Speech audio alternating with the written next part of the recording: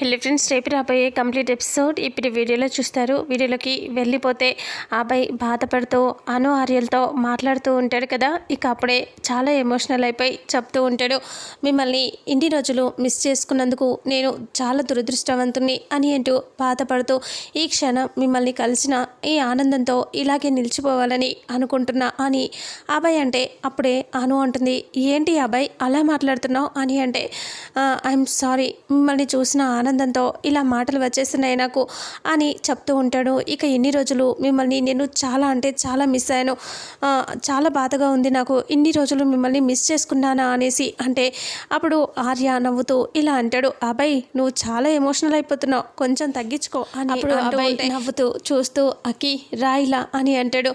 అక్కి చాలా లక్కీ, మిమ్మల్ని ఇన్ని రోజులుగా మీతోనే ఉంటూ మీతో చాలా హ్యాపీగా గడిపింది, నేనే మిస్ అయ్యాను అని అంటూ మమ్మల్ని ఇద్దరిని మీరు బ్లెస్ చేయండి అని అబ్బాయి అక్కి ఇద్దరు ఆర్య కాళ్ళ మీద పడిపోతారు.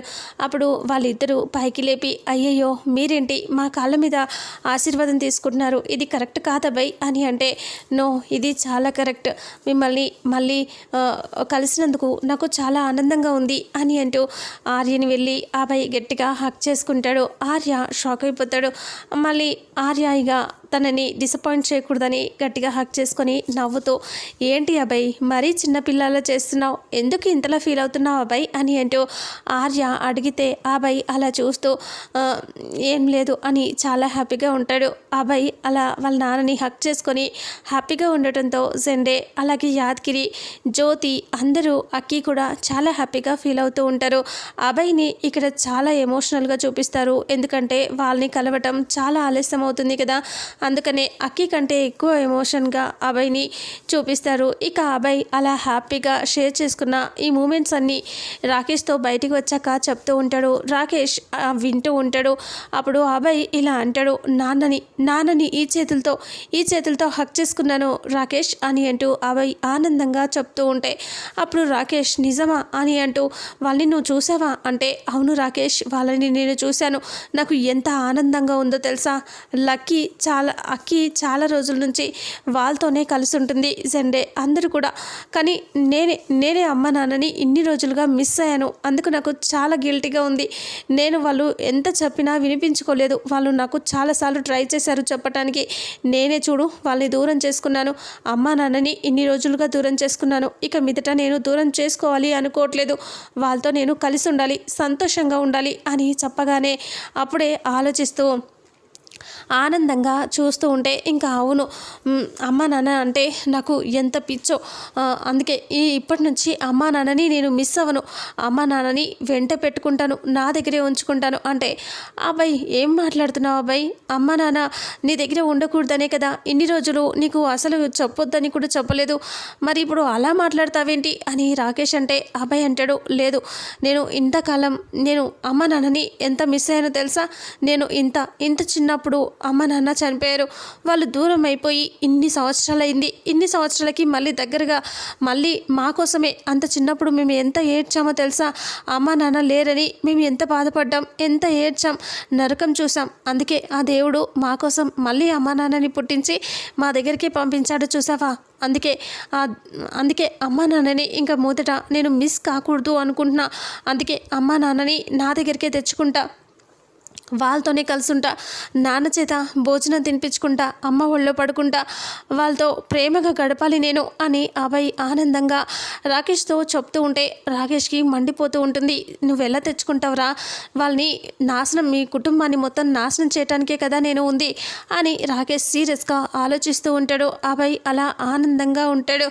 ఆ తర్వాత ఇక్కడ అను వల్ల చెల్లెళ్ళు ఆఫీస్కి వెళ్ళిపోవటానికి మొత్తం అంతా రెడీ చేసుకొని ఉంటారు కదా, అప్పుడు వాళ్ళ చెల్లెళ్ళిద్దరూ అక్క ఒక్కతే అయిపోతుంది, చాలా బాధగా ఉంది కదా అని అంటే, అవును అక్కని అలాగే శంకర్ గారితో ఉండమని మనం చెప్పాలి అని అంటూ వాళ్ళు మాట్లాడుకుంటూ ఉంటారు. అప్పుడు అను అలా వచ్చేస్తుంది. వాళ్ళ చెల్లెళ్ళు, అక్క నువ్వు ఒక్కదానివి అయిపోతావు, మేము చాలా మిస్ అయిపోతాం అక్క, నువ్వు మాతో పాటు వచ్చేయచ్చు కదా అని అంటూ ఉంటే, లేదే మీరంటే ఆఫీస్లో వర్క్ చేస్తారు కాబట్టి మిమ్మల్ని అక్కడ ఉండనిస్తారు, నన్నెందుకు అక్కడ ఉండనిస్తారు, అయినా నేనేమీ రానులే అని అంటూ ఉంటే, నువ్వు ఒంటరిగా ఉంటావని మేము ఎంత బాధపడుతున్నామో తెలుసా అక్క, నిన్ను ఇలా వదిలేసి వెళ్ళాలి అంటే మనసు ఒప్పుకోవట్లేదు అని అంటే, అందుకే నువ్వు తొందరగా ఏదో ఒకటి చేయాలక్క, నువ్వు తొందరగా పెళ్లి చేసుకో అని శ్రావణి అంటే, ఏంటే పెళ్లి చేసుకోమంటారేంటి అని అంటూ, నాకు తోడుగా శంకర్ గారు ఉన్నారు కదా అని అంటే, శంకర్ గారా అని అంటే, శంకర్ గారు ఉన్నారు కదా, ఏంటే శంకర్ గారా అని ఆరాలు తీస్తున్నారు, శంకర్ గారు ఎప్పుడు మనకి హెల్ప్ చేస్తూ ఉంటారు కదా అలా చెప్పాను నేను అని సీరియస్గా అంటుంది. అలా వాళ్ళు మాట్లాడుకుంటూ బాధపడుతూ, లేదక్క మేము వెళ్ళిపోతే నువ్వు ఎలా ఉంటావో ఏం చేస్తావో అని మనసంతా నీ మీదే ఉంటుందక్క, నేను మిస్ అయిపోతున్నామనే బాధ కూడా ఉంది మాకు అంటే, ఏం కాదులే మీరు ఎక్కడికో వెళ్ళిపోవట్లేదు, జస్ట్ ఉద్యోగాల పేరు మీద వెళ్తున్నారు అంతే కదా, ఏం కాదు నేను బాగానే ఉంటానులే అనేసి వాళ్ళకి నచ్చ చెప్తూ ఉంటుంది అను. ఆ తర్వాత ఇక్కడ అబ్బాయి ఇంట్లో గొడవ చేసేస్తూ ఉంటాడు. ఎలాగైనా అమ్మ నాన్నని ఇంటికి తీసుకురావాలి ఫ్రెండ్, వాళ్ళతో మేము గడపాలి, అమ్మ నాన్నని ఇక్కడికి వచ్చేలా చేయవా ప్లీజ్ అని అంటూ అడిగితే, అప్పుడు అక్కి అంటుంది, అలా చేయకూడదని జోగమ్మ చెప్పింది కదా అన్నయ్య, అందుకనే మేము ఇన్ని రోజులు ఏది చేయలేదు, ఇప్పుడు నువ్వు ఇలా చేస్తాననటం కరెక్ట్ కాదేమో అన్నయ్య అని అక్కి అంటే, అబ్బాయి ఇలా అంటాడు, లేదు లేదు ఫ్రెండ్, అమ్మ నాన్నతో నేను కలిసి ఉండాలి, అమ్మ నాన్నని నేను ప్రేమగా చూసుకోవాలి, వాళ్ళు నాతో ప్రేమగా ఉండాలి, అలా అమ్మ నాన్నని నేను కలిసి ఉండాలి అంటే వాళ్ళు ఇక్కడికి రావాలి కదా ఫ్రెండ్, ఎలాగైనా అమ్మ నాన్నని తీసుకురావా, నువ్వు తలుచుకుంటే తీసుకొచ్చేస్తావు, నాన్న గురించి నీకు బాగా తెలుసు కదా, తీసుకురా ఫ్రెండ్ ప్లీజ్ ఫ్రెండ్, అమ్మ నాన్నతో నేను కలిసి ఉండాలి అని అబ్బాయి బాధపడుతూ ఉంటాడు. అప్పుడు జెండే అంటాడు, ఇది కరెక్ట్ కాదు, వాళ్ళకి ఏం చెప్పి తీసుకొస్తాం, వాళ్ళు ఇక్కడికి వస్తే ఎలా ఉంటారు, అసలే వాళ్ళు మీ అమ్మ నాన్న, వాళ్ళకి ఆత్మాభిమానం ఎక్కువగా ఉంటుంది, ఊరికే రమ్మంటే అసలు రారు, ఏదో ఒకటి చేయాలి అని అంటూ జెండే అంటే, రాకేష్ అంటాడు, ఇంతకు ముందు వాళ్ళు కలవద్దని చెప్పొద్దనే కదా ఇన్ని రోజులు చెప్పలేదు, మరి ఇప్పుడు ఏంటి నువ్వు ఎందుకు ఇలా చేస్తున్నావు అబ్బాయి, వాళ్ళు రాకూడదని చెప్తున్నారు కదా అని అంటూ రాకేష్ చెప్పగానే, ఇక నువ్వేంటి రాకేష్ అలా మాట్లాడతావు, మావయ్య నువ్వేనే చెప్పు, ఫ్రెండ్తో చెప్పు అమ్మ నాన్నని తీసుకురామని అంటే, యాదగిరి ఇలా అంటాడు, అవును సార్ పిల్లలు చాలా మిస్ అయ్యారు కదా, సార్ని మేడంని ఎలాగైనా ఇక్కడికి తీసుకురండి, అందుకే వాళ్ళు వీళ్ళతో కలిసి ఉంటే ఆ ఆనందం వేరుగా ఉంటుంది కదా, మీరు ఎలాగైనా సారు మేడంని తీసుకురండి అని చెప్పగానే, ఇంకా అప్పుడే జెండే ఆలోచిస్తూ, జలంధర్ కొడుకు విషయంలో కూడా మనం జాగ్రత్తగా ఉండాలి అబ్బాయి, ఇంకా మీ అమ్మ నాన్న మళ్ళీ పుట్టారన్న విషయం వాడికి తెలిసి వాడు కూడా వాళ్ళ మీద అటాక్స్ చేయడానికి అలా చేస్తూ ఉన్నాడు అని అంటే, అప్పుడు అబ్బాయి చాలా కోపంగా చూస్తూ ఉంటాడు, అమ్మ నాన్న మన దగ్గర ఉంటే ఎవడు ఏం చేయలేడు అని అంటూ చెప్తాడు. అప్పుడు జెండే, సరే మీ అమ్మ నాన్నని ఫస్ట్ ఉద్యోగాల పేరున ఇక్కడికి తీసుకొద్దేద్దాం అని చెప్తాడు. ఇంకా వాళ్ళకి ఉద్యోగాలు ఇచ్చామని చెప్పి ఇక్కడ తీసుకొచ్చి ఇంట్లో పెడతాను ఫస్ట్ గౌరీని అని చెప్తే, సరే ఫ్రెండ్, సరే thank you friend, thank you so much అని అంటాడు.